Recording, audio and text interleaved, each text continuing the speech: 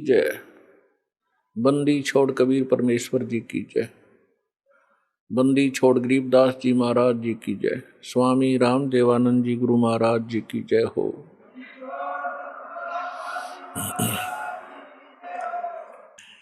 कुत्ता हूँ गुरुदेव का, रामपाल दास का नाम, गले प्रेम की जेवड़ी, जा खेचो जाऊं।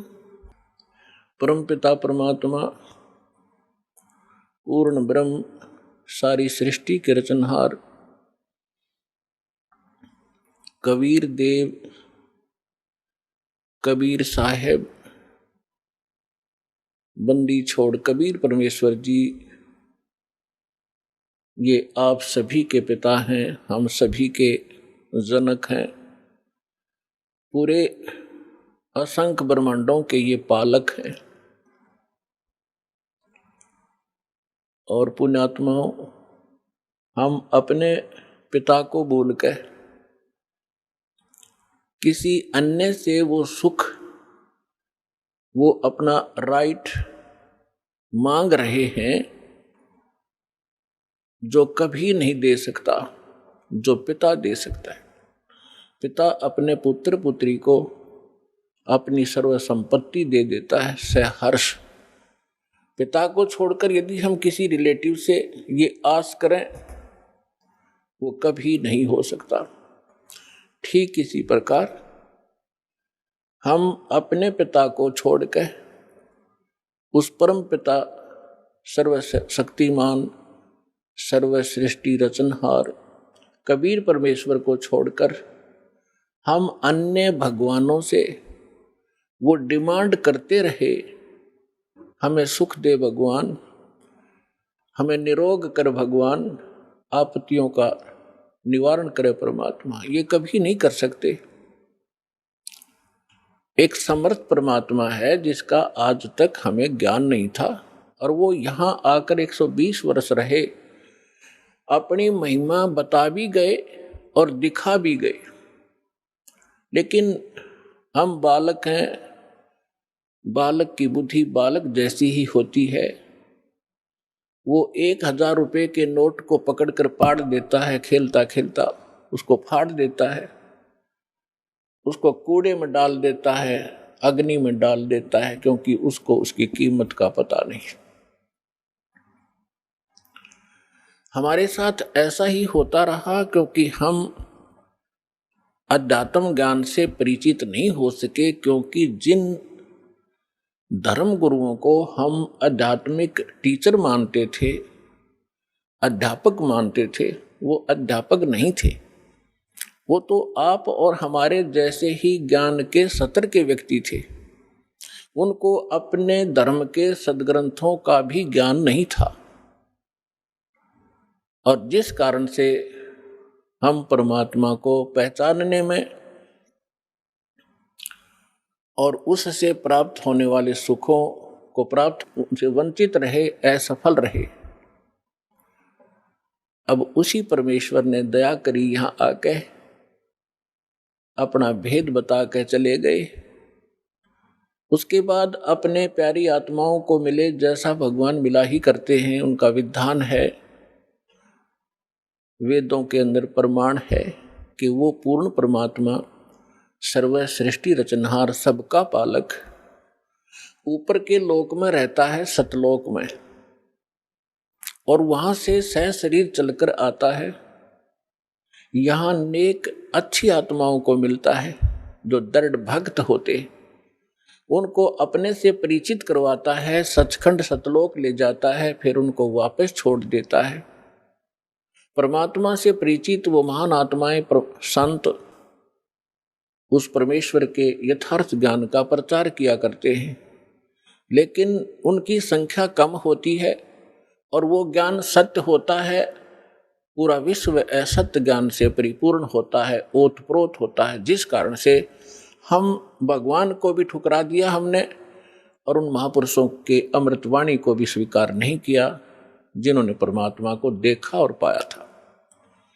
उनमें से कौन कौन है? आदरणीय धर्मदास साहिब जी,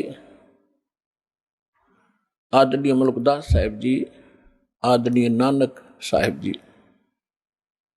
आदरणीय दादू साहिब जी, आदरणीय गरीबदास साहिब जी, गांव छुड़ानी, जिला झज्जर, हरियाणा वाले, आदरणीय गीसा दास साहिब जी, गांव खेखड़ा, जिला बागपुर, पहले मेरठ था अब बागपुर हो गया, उत्तर प्रदेश में, और आदरणीय स्वामी रामानंद जी काशी वाले ने।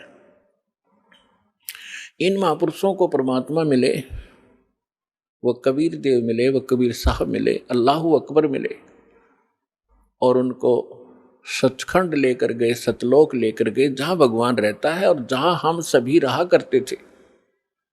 हम अपनी गलती से यहां गलत स्थान पर आकर गिर गए, और जब तक हम उस स्थान पर नहीं जालेंगे तब तक ये जीव सुखी नहीं हो सकता। उन महापुरुषों को परमात्मा ने इसलिए परिचित करवाया कि वो गवाही देंगे कलयुग में कि हमने भगवान देखा और वो कहाँ रहता है। जो उन महापुरुषों ने ज्ञान दिया परमात्मा कैसा है, उसका नाम क्या है, वो कहाँ रहता है, उसकी प्राप्ति कैसे होती है, वो साकार है या निराकार है, स्वयं परमेश्वर ने आके बताया। और जिन्होंने भगवान को देखा, परमात्मा को देखा, उन्होंने वही बताया। और फिर जब दास के ऊपर कृपा की परमेश्वर ने, अपने ही सदग्रंथों को खोजा तो उन सदग्रंथों में वही पाया जो भगवान ने बताया था। और परमात्मा से परिचित जिन महापुरुषों के अभी आपके सामने नाम गिनवाए, इनने भी वही बताया था। और जो साधना हमारे सदग्रंथों में लिखी है, सबसे पहला प्रश्न यही आता है मन में कि भगवान किसने देखा है।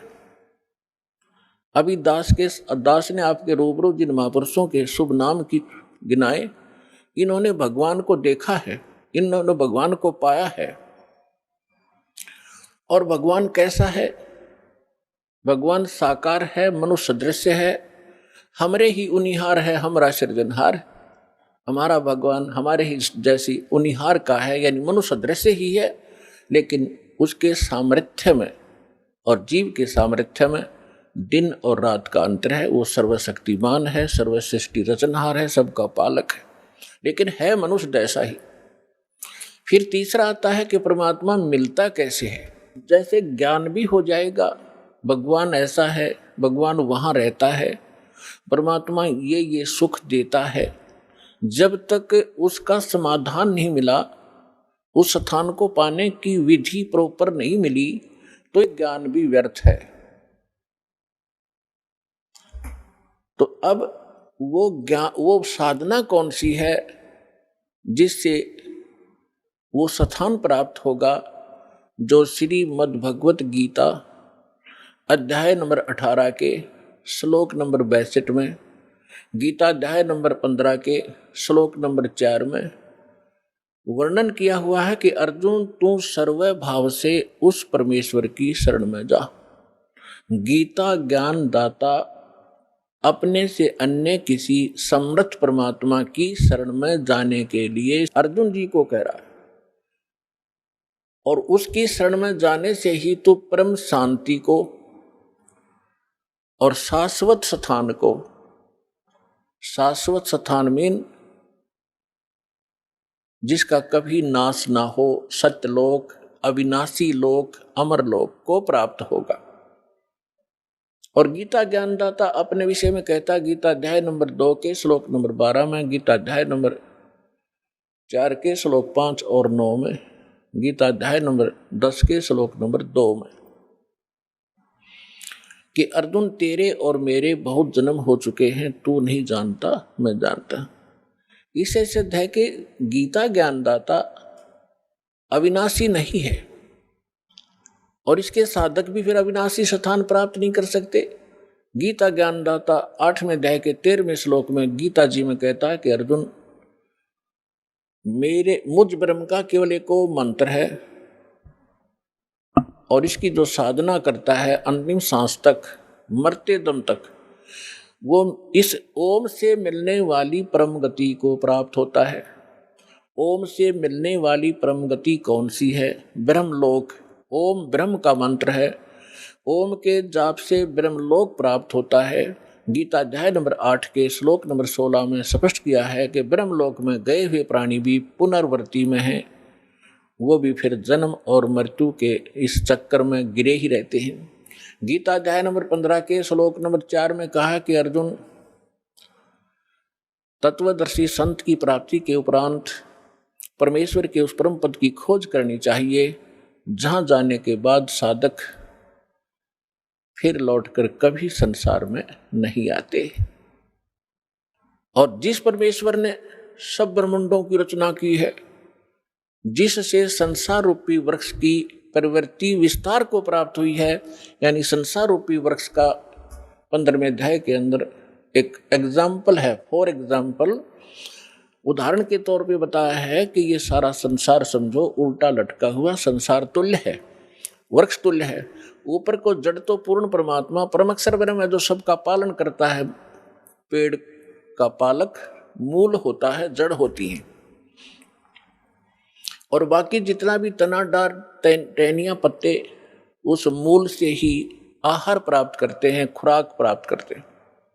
तो वो सबका पालक है और उसी ने सब ब्रह्मांडों की रचना की है, केवल उसी की भक्ति करो।